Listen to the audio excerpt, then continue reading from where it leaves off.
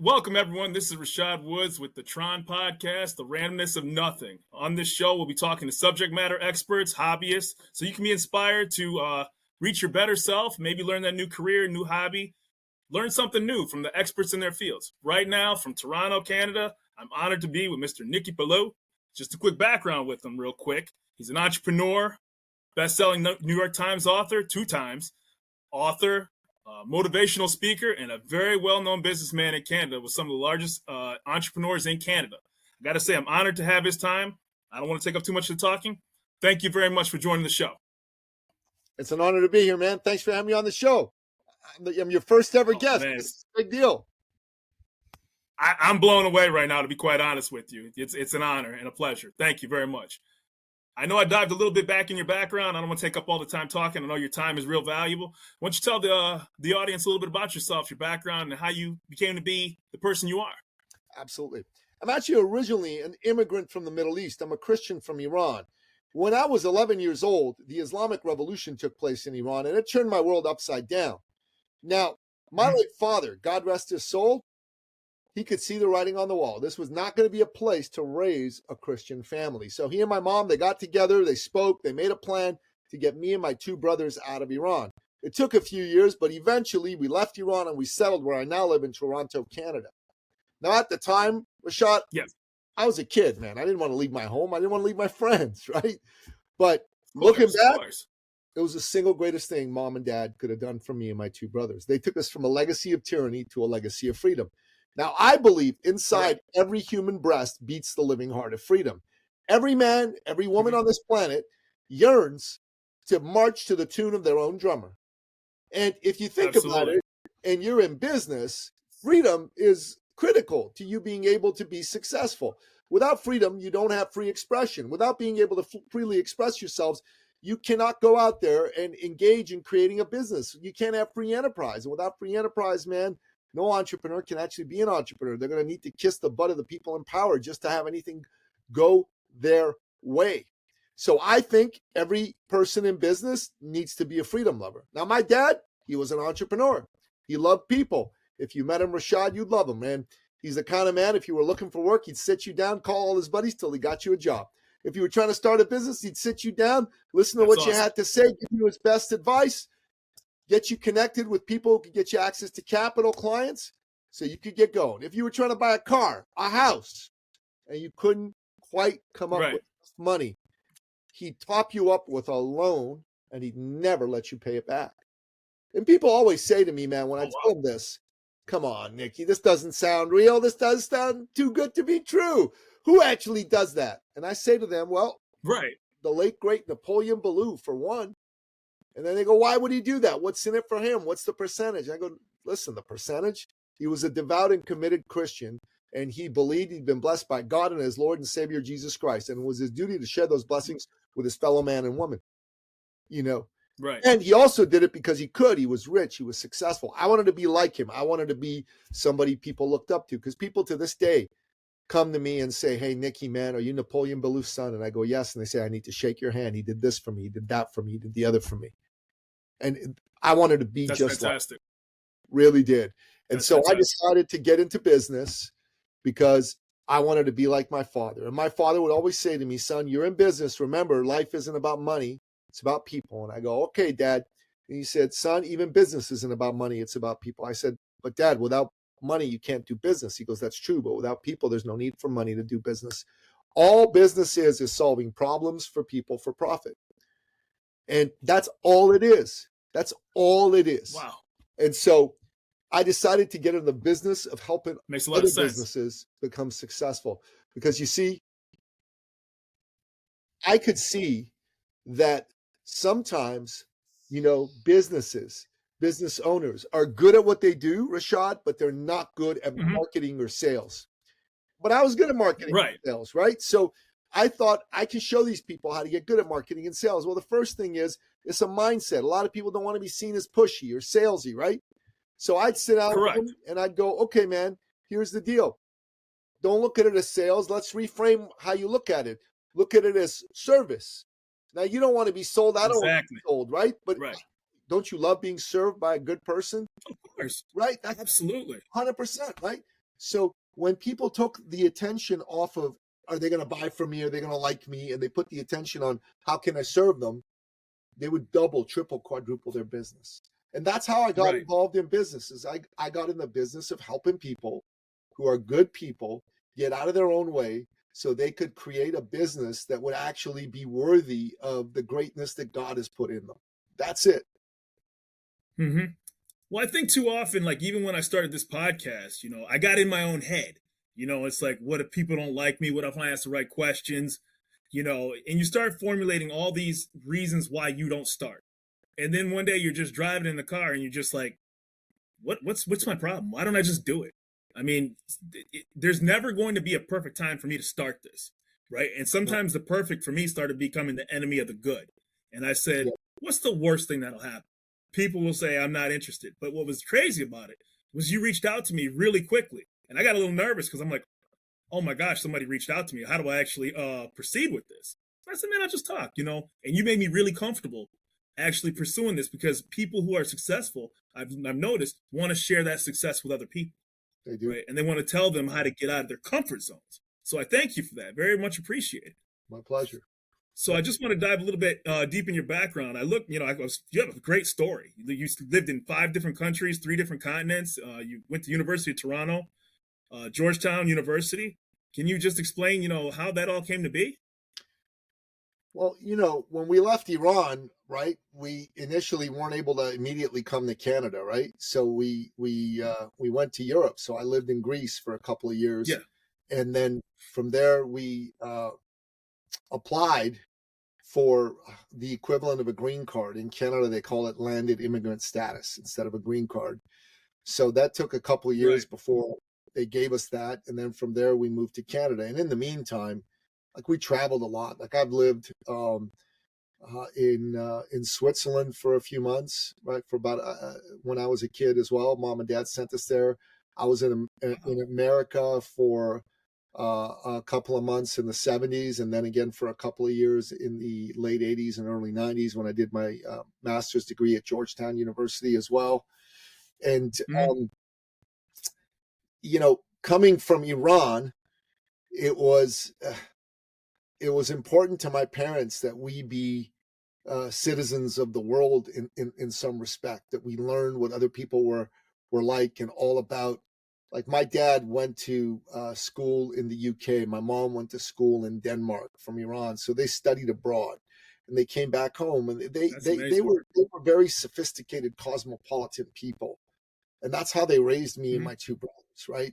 They raised us to have not just a provincial narrow view, but to have like a bit of a more global view, to be able to see things from different people's perspectives. And like, I've never been somebody who just lived in one area and has only been comfortable with one kind of person. Like I know people from dozens and dozens of different backgrounds and countries. And it's actually fascinating and interesting to me. I love meeting people from all over the world. That's awesome. I love meeting people. Like I'll tell you, one of my favorite foods outside of my home country of Iran's foods is Ethiopian food. I don't know if you've ever had Ethiopian food. No, I never have actually. Brother, it is legit awesome. Like those folks just make such fabulous food. Like if you want to experience something and have food that is delicious, be prepared for it to be a little hot though. I'm telling you, the Ethiopians are into like some heat in their food, man. It ain't for the mild of heart. It ain't for the mild of heart. I'll tell you that right now. But how you eat Ethiopian food is they have this spongy bread called injera, right? And you don't use utensils. You tear off this injera, you grab the food, and you make a little mini sandwich out of it, and you eat it, right? And it's made out of a grain called teff, right? Which is a non-gluten grain. It's so the bread has no flavor to it. It's like it's funny. We have a couple of friends who are type thing, right? But you grab this food, man, and you pick up. They've got this dish called kitfo, and kitfo is is basically like steak tartare. It's raw beef, but doused in hot sauce, right? And you grab the grab the injera bread, you grab up the kitfo and you eat it, and it's freaking delicious. It's unreal how good it is. That sounds have all these like That's awesome. veggie dishes again with a lot of hot sauce put into them, and you wrap all this up in the injera and you eat that again. I'm telling you what, it's phenomenal, right? And most people they're not into this kind of food. They never heard of it, but people who try this food they just die for it. It's so good. And Ethiopians, right? They're very unique looking people. So their skin is like the color of like creamed coffee. You know what I mean? They're like East Africans, right? So they're lighter colored skin, and their features, man, they're like some of the most beautiful people on earth. And they have this this very generous spirit, a generosity of heart. They're really, really cool to be around. And they've come from rough times too. They've had civil wars there. Hundreds of thousands of people have been killed. So, you get to meet people who've had family members that have been murdered just because they belong to the wrong tribe, right? And that's terrible. That's terrible.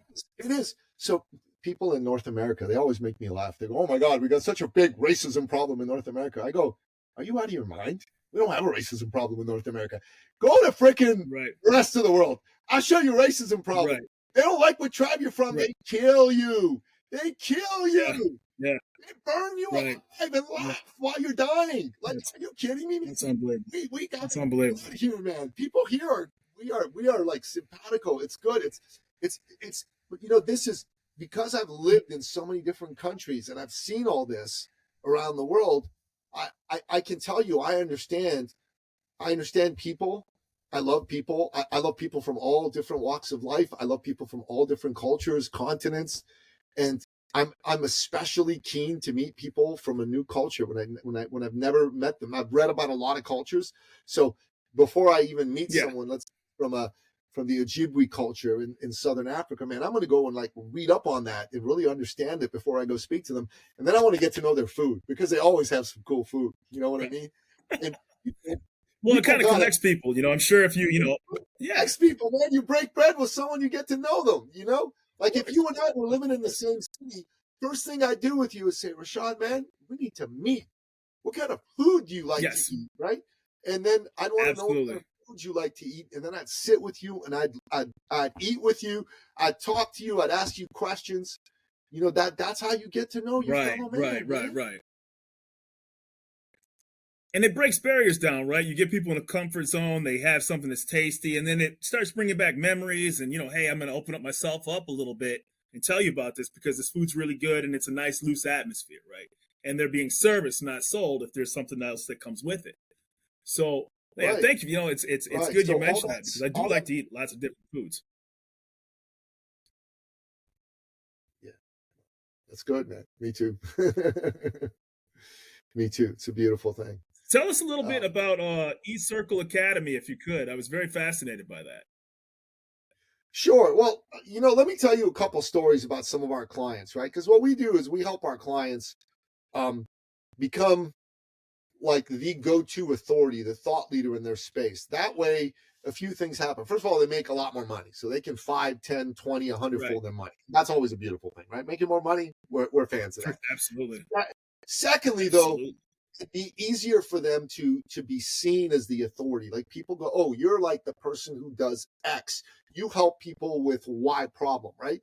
So, and finally, there's a hell of a lot more fulfillment because when you do what you really love to do and you are helping people and you're seen as an expert by a large group of people and you make a lot more money, that's fulfillment. All of that's beautiful fulfillment. So I'll tell you the story of a gentleman who was in our community. And this gentleman used to be in corporate life for many years, right? Mm-hmm.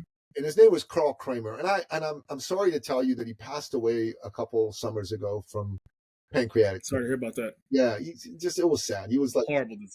63 years old at the time, I think. It was terrible. I met him when he was 57. And he he had basically left corporate life to become a business coach, and he loved being a business coach, except for one thing. Well, when he was a corporate executive, he was an executive vice president, so he made money. He made $350,000 a year, right? So, right. But he wasn't hurting he wasn't hurting in the pocketbook, but he wanted personal fulfillment to do something. Not at all. But he was working 60 hours a week. He got burned out, so he quit. And when he became an executive business coach, he loved it, but he didn't love the fact that he took an 80% haircut. He went from $350 a year to $70 a year. That's a big haircut, right? Absolutely. His lifestyle was predicated on that $350 a year. So he comes to me because, he knew some people I'd coached who I had helped make a lot of money. And one of them, he just, he went and he said, so this guy was a fitness coach, right? He was a fitness coach. And he went to this guy and he's saying, yo, man, how come you look like you're making a lot of money? He said, because I am. He said, well, let me ask you, how much money are you making? The guy said, I make about $100,000 a month. He said, you make $100,000 a month? How the hell are you making $100,000 a month? He said, well, I got this dude. He's my coach. His name's Nicky Billou. You need to go talk to him, right? And I goes, can you introduce me? He goes, yeah, here's his number. Give him a call. So the guy calls me and he said, yeah. Right. I hear, you're Dan's coach. I go, yeah, I'm Dan's coach. He says, can I talk to you? I go, yeah, sure. Come on over. We talk. Anyways, he signed up to do our program, right? And when we started working with him, the first thing I asked him was, hey, Carl, so tell me, Carl, who's your ideal client? And you know what he said to me, Rashad? He said, I can help anybody with any business problem. And this is the first thing so many people say, and it's a mistake. Why is it a mistake? Right. Because listen, if I said to you, you came to me, let's say, Rashad, you wanted to start your own business and you wanted to make $250,000 a year, right? And you said, man, I want to do that within the next 3 years. And that's in your mind, right? But when you met me and you just say, so Nicky, tell me what do you do? And I looked at you and I said, Rashad, I can do anything. I can do anything for you, man. You name it, I can do it. What's the first thought that goes through your head? Who is this joker, right? Who is this joker? What's he talking about? Yeah, he's full of it, right? Right. But if instead of that, right, like I said, well, Rashad, I specialize in working with a certain kind of person, and this person that I work with is an entrepreneur or a person who is in corporate and transitioning to be an entrepreneur who wants to make their first $250,000, $500,000 a year. Now, Rashad, is that you? Are you an entrepreneur or are you transitioning out of corporate? Then you're thinking in your head, oh yeah, that's me, right? And the beauty of that is that if that's not you, you go, oh, that's not me. So good marketing attracts the right people and repels the wrong people. So I'm trying to explain this to him. And he's like, okay, I guess that's why it's not working for me. I go, yeah, that is exactly why. And I said, so here's what we're going to do. We're going to do this exercise. So I created this exercise. It's called the ideal client exercise. So he coached a few people. I said, I want you to draw a Venn diagram, with the 3 circles, circle 1, circle 2, circle 3, that they all intersect. You know what I'm talking about. There's Yep. So I said, in the first circle, I want you to write down the clients you got the best results for. And he goes, oh, okay. I said, I want you to make a list of who all those were. So he made a list of all of them. And then I said, what was the result? So he had to make a list of the result he got for them. And then I said, I want you to write down, what was the impact on you that you got in that result? How did it make you feel? So he started to write all that down. And I said, what was the impact on them? They got more confidence, blah, blah, blah. You write all that down. It was a pretty involved exercise. Then in the second circle, absolutely, I had him write down who are the clients you enjoyed working with the most. So he wrote them down. And then I had him write down, what was it that you enjoyed about working with them? So he wrote all that down. And I said, what was the impact on you of enjoying working with them? So he wrote that down. And I said, what was the impact on them of them working with you? So he wrote all that. Again, a very involved exercise. And then thirdly, I said, I want you to write down who was easy to do business with. Like, you gave them a price. Yep, here you go. Here's my credit card. Yep, they paid in full, right? You never had to chase them. They brought you referrals. So he made a list, and then I said, who is in all three circles? And it was a small group of people was in all three circles. And Rashad. Oh, wow. Small group That's of who you people focus on all three circles. So guess what? For him, we found out it was lawyers, solo practitioners, no partners. They were Right. under 45, men, Okay. and they wanted to grow. So we helped Carl put all his messaging toward them. We also helped him raise his fees because he was undercharging. And within 4 months, he went from making, 70,000 a year is about $6,000 a month. He went to 40 grand a month. Within 6 months, he was at 50 grand a month. A month. That's unbelievable. That's unbelievable. $6,000 a year. Now, like I told you, Carl did this. He was in his element. He was making money. He was fulfilled. And he passed away 2 summers ago. And a lot of people go, oh, man, that's so sad. That's so terrible. And it is. But you know what would have been 100,000 times more terrible? If he went to his grave, if he hadn't pursued it in the first place, and he had not achieved what he achieved.